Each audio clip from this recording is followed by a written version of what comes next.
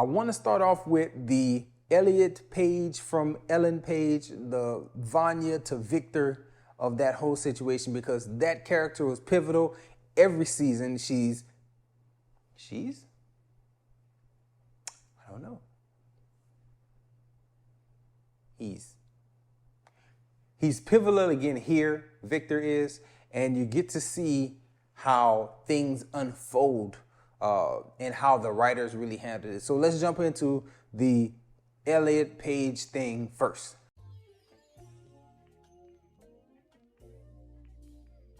What's good, everybody? Welcome to Whole Views. Thank you for clicking the thumbnail. Today we're going to be discussing Umbrella Academy Season 3. We're going to be talking about each one of the cast members, their storylines, but we won't actually discuss spoilers from the show. So you are safe to watch if you are slowly making your way through it. Let's get on board for the ride and talk about it. So Season 3 of Umbrella Academy is probably the most sci-fi that you'll get when it comes to the show. I'm saying that without fully going back and watching all of Season 1 and all of Season 2. I did watch those at the time, but I don't necessarily remember every single thing that happens. But the sci-fi here in Season 3 really goes far, especially when you get to the last few episodes. And I must say that everything was excellently done. This show has a great writer's room. These guys really know how to handle a multitude of storylines, weave them together, and keep the central problem of this group the same central problem. And it is that these guys don't talk to each other. If these family members would just talk, things would be fine. But because they don't, and they go off on their own, we have a multitude of storylines, and they all get wrapped up relatively nicely by the time you get to the end of the season.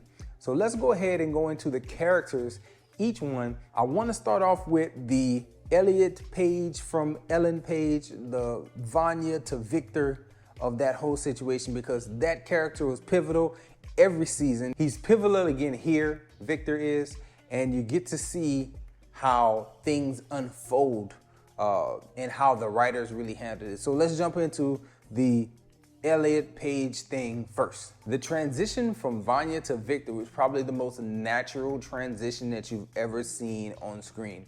The writers of this show worked so well with the material that they already had. You don't think about the things that you see when you're seeing them and the way they can be twisted and used later. Like, there was a speech in Season 2 that was made between Sissy and Vanya, and like, they took that, they played it at the right time, the musical notes hit, and then bam, it was a trigger and the character changed, and it was addressed openly by the cast.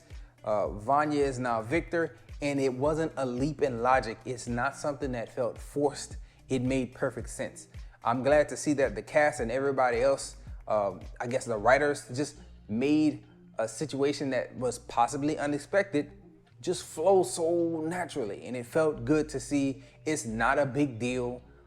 That all the scenes that you see Victor in could have just as easily been Vanya, and everything would have worked. So it didn't change the dynamics of the show one bit. And it's a storyline that gets wrapped up pretty quickly. Like, it's not something that lingers throughout the season. You watch it, and by episode 3 or 4, that's old news now. They have much bigger things going on. Number 5 does a good job this season. He carries his normal role. The person who knows the most about the situation and knows the most about fixing and leading the charge toward fixing. There is a slight difference in his character this time around, I guess kind of leading him forward, but you get a pretty much standard deal from 5. I like where 5 is, and I like the way his journey goes throughout. Biggest surprise, and really a pleasant surprise to me, is Klaus. When the series started, I remember watching Season 1 and not really caring much for Klaus's character. He felt useless. He felt like comedic relief that didn't hit for me quite often. But after a few seasons of having that actor in that role and doing his comedic relief over and over, and really here, he's not much comedic relief. He's like an emotional core member and drives a whole lot of story forward. So I enjoyed what they had Klaus do. I enjoyed the actor's performance.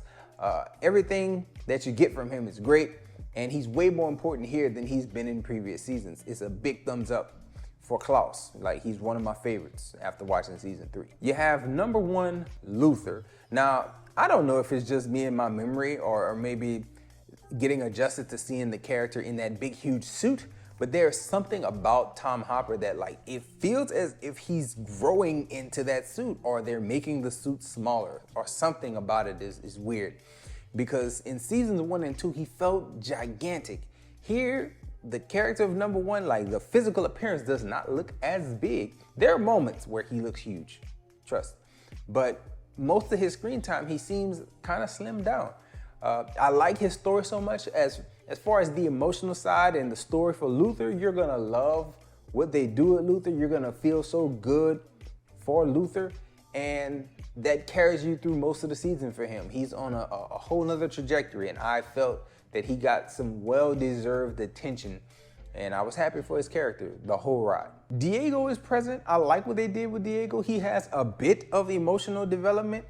It comes and goes though. Like, there's moments where he's introduced to new people and new aspects of his life, and I like where he goes with that. There's touching on the past, and it's cool when they always bring up previous season issues, but I don't feel like he grew much. He was there, and he shined in his spots where he had the opportunity to shine, but I don't feel like he had this huge metamorphosis or this string of moments like Luther, or have this big transformation like Vanya to Victor, or anything like that. He was kind of more of a stationary character. He was kind of where we left him, and he continued on that path, growing and shining in certain spots. I liked what we got from Diego though. There's no performance in this show that I will be upset with, but there is a character that I was upset by, but that's by design, and that would be Allison, the next person on the list here.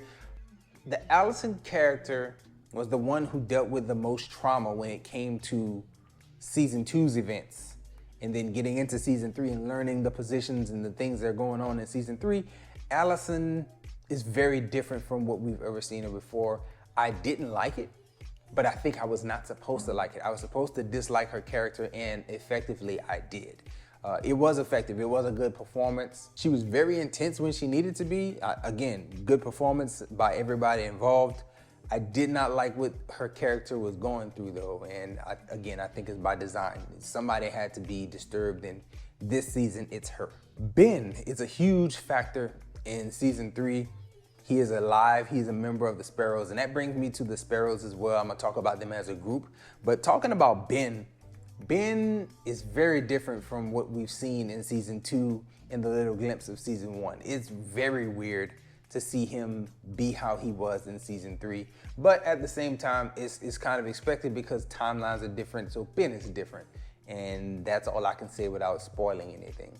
Getting to the Sparrows though, the Sparrows as a group were very different from what I expected. I expected them to be a little bit more aggressive. I thought they would be a little bit more of a mainstay throughout the season, and they are not. Not to say that the show pulls the rug out from under you.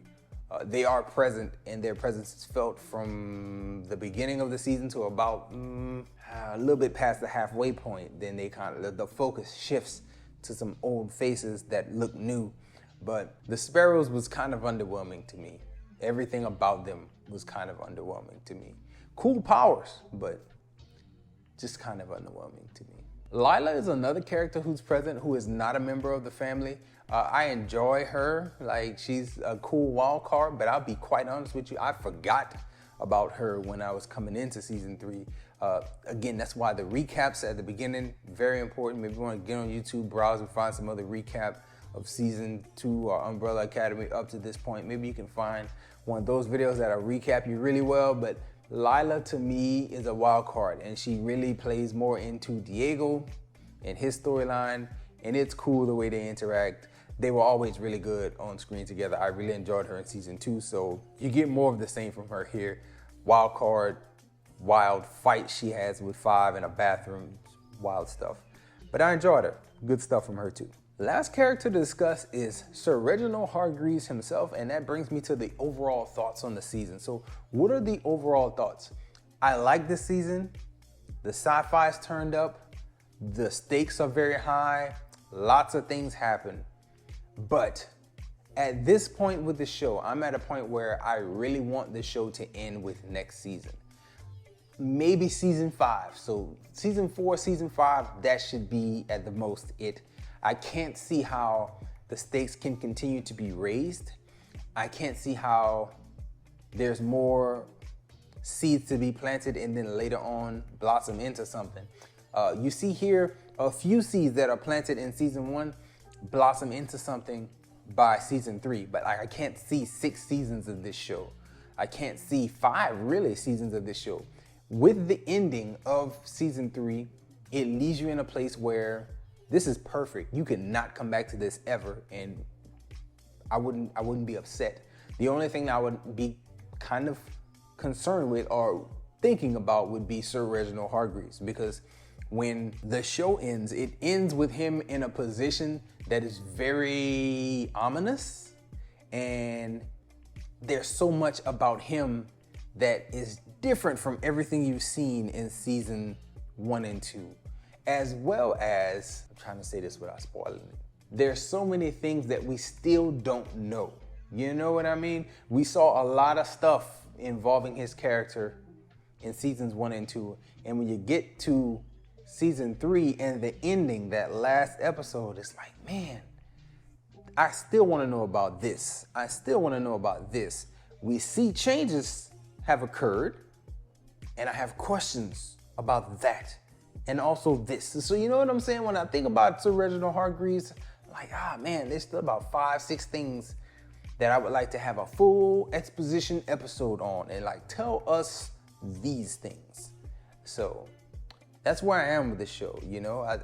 Good performance from the guy who played Reginald Hargreaves, because again, totally different character in season 3 than what you saw in seasons 2 and 1. That's where I'm at. I liked it. I thought it was very good. It was an easy show to watch. The way these episodes end, they just lend itself to, hey, come back and watch another, come back and watch another.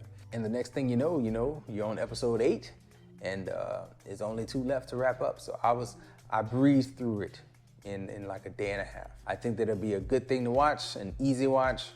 That's all I have. Let me know what you think about the season. Enjoy yourself, guard your heart, and go watch something good.